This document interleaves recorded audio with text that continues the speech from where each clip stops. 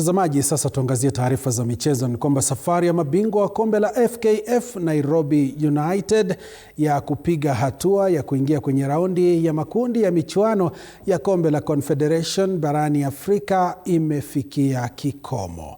Matumaini yao ya kupiga hatua yamefikia kikomo baada ya kupokezwa kichapo cha bao 1-0 na Azam FC kwenye mechi ya kundi B. Nairobi United sasa wako katika nafasi ya mwisho katika kundi B wakiwa na pointi 0, huku Wydad na Maniema wanaoshikilia nafasi mbili za juu za kufuzu wakiwa na pointi 9 kila moja, zikiwa zimesalia mechi 2 pekee ili kukamilisha mechi hizo za makundi.